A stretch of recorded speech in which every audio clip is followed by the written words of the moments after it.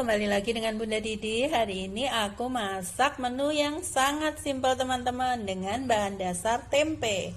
Tapi rasanya enak banget loh. Kali ini aku masak tempe, menunya itu orek tempe untuk menu nasi ponggol setan, menu khas dari Tegal. Nah, bedanya dengan menu orek tempe biasa, orek tempe untuk nasi ponggol setan khas Tegal ini rasanya pedas banget. Nah, ini ciri khasnya dan warnanya juga kemerahan seperti sambal tempe gitu. Untuk bumbunya ada yang diiris dan ada juga yang dihaluskan ya untuk cabenya.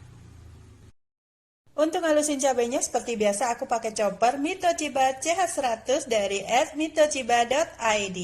Kemudian kita tumis bawang merah dan bawang putih yang udah diiris sampai harum ya. Aku pakai glue pen dari @stand cookware. Lalu masukkan cabai yang udah dihalusin tadi, yang dicampur dengan sedikit terasi. Lalu tumis sampai matang ya. Nah, selanjutnya tumis sampai benar-benar matang seperti ini, masukkan serai dan lengkuas. Lalu aduk rata. Selanjutnya tambahkan bumbu lain, tambahkan daun salam, kemudian cabai hijau yang sudah diiris-iris. Lalu aduk rata. Kemudian kita tambahkan tempe yang sudah dipotong kecil-kecil.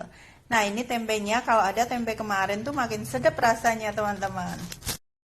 Nah, ini selanjutnya kita aduk-aduk sampai tempe setengah matang ya teman-teman. Kemudian kita tambahkan air ini untuk mematangkan tempenya nanti.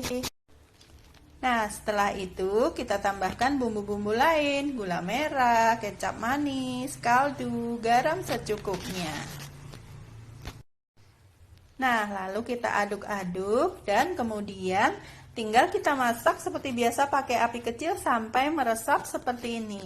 Jadi orek tempe untuk nasi ponggol setan khas Tegal ini, ciri khasnya agak nyemek-nyemek seperti ini ya, nggak kering banget orek tempenya teman-teman. Jangan lupa cek rasa sebelum disajikan ya. nah, seperti ini hasilnya. Orek tempe pedas untuk nasi ponggol setan khas Tegal siap disajikan. Selamat mencoba.